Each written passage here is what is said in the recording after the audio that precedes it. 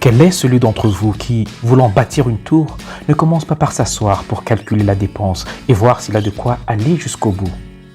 Dit Jésus à la multitude des foules qui marchaient derrière lui. Nous l'entendrons, le lirons dans l'évangile de ce 23e dimanche du temps ordinaire.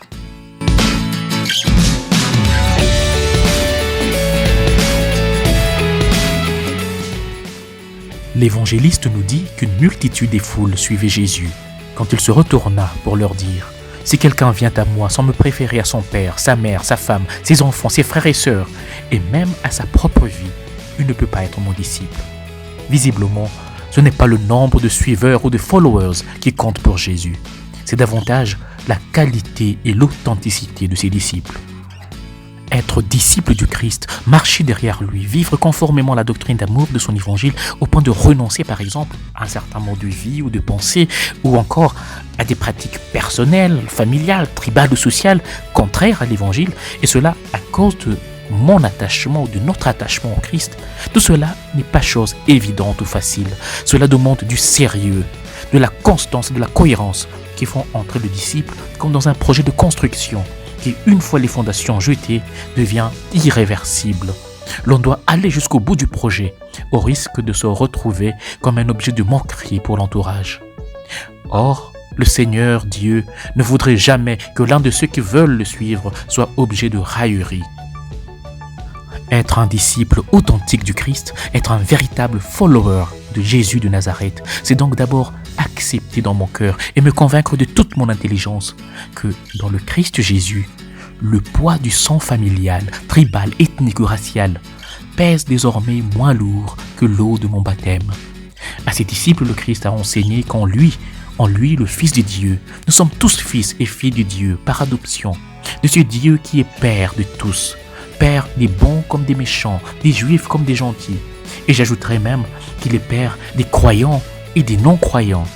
Et donc tous, dans le Christ, nous sommes frères et sœurs, enfants d'un même Père qui est amour. Fratelli tutti, tous frères, comme le pape François a si bien intitulé sa dernière encyclique.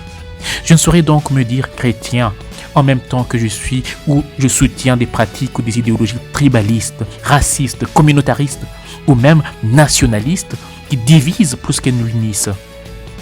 Si je suis chrétien, ma foi en Christ, sa pratique sont désormais plus importantes que mon attachement à ma famille, à ma tribu, à mon ethnie.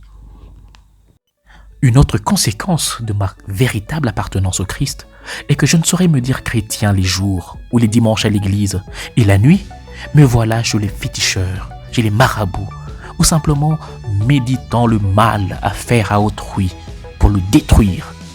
Si je suis jaloux et envieux du prochain jusqu'à lui vouloir du mal, si je soutiens ou entretiens des systèmes corrompus et injustes, ou si je me complais dans le mensonge et la tricherie, ces attitudes et bien d'autres que nous connaissons bien sont contraires à l'évangile d'amour du Christ.